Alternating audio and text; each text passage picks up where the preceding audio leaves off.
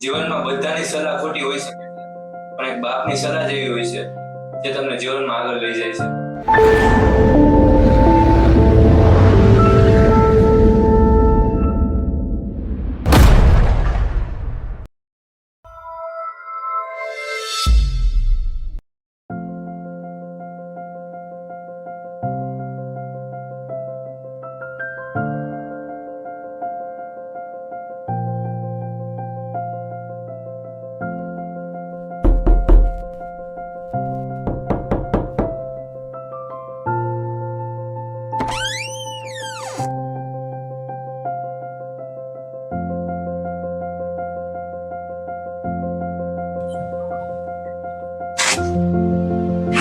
પપ્પા તમે થાકી રહ્યા છો, પાણી લઈ આવો.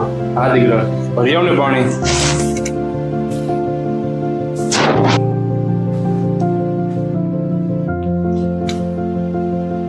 પપ્પા આજ તમે બહુ થાકી રહ્યા છો. હા દીકરા, આજ કંપનીમાં બહુ કામ હતું. પપ્પા તમે કેમ આટલી મહેનત કરો છો? દીકરા, મારે તારા ચહેરા પર હાસ્ય જોવું છે. તને ખૂબ આગળ ભણાવવો છે અને તને કોઈ વસ્તુની કમી ના પડે ને એટલે હું આટલી મહેનત કરું છું. પપ્પા મોટર સાયકલ શું માનું? દીકરા, તારે જે બનવું હોય તે બનજે, તો પહેલા તો તું એક સારો માણસ બનજે. પપ્પા સારો માણસ એટલે? અહીંયા ઉપર આવ દીકરા, હું તને સમજાવું. જો દીકરા, સારો માણસ એટલે જે કોઈ દી ખોટું ના બોલે, કોઈ દી ખોટું કોઈનું કરે નહીં અને પોતાના માતા પિતાનું માન રાખે, એને સારો માણસ કહેવાય. જો મિલન, જીવનમાં 3 વાત ક્યારેય ભૂલતો નહીં. એ ત્રણ વાત પપ્પા. પહેલી વાત, સમયની કદર કરજે.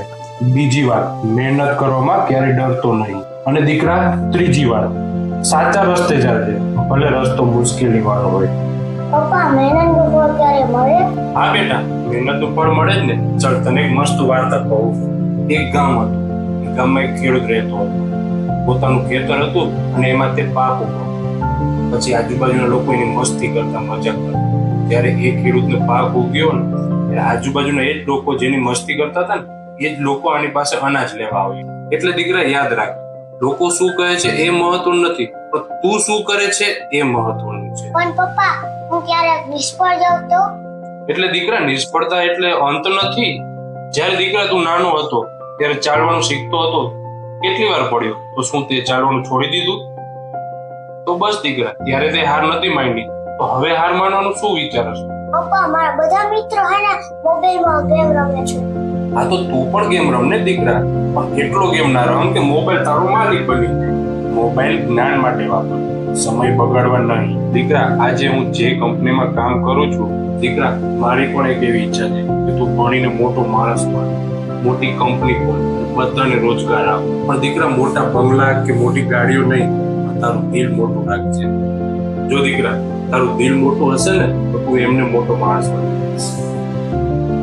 પપ્પા હું તમને વચન આપું છું, હું ખૂબ મહેનત કરીશ, સાચું બોલીશ અને તમારું નામ રોશન કરીશ. વાહ દીકરા વાહ, બસ મારે આટલું જ સાંભળવું હતું. જા દીકરા, હવે તારી મમ્મીને કહે ને જમવાનું તૈયાર કરે. હા પપ્પા.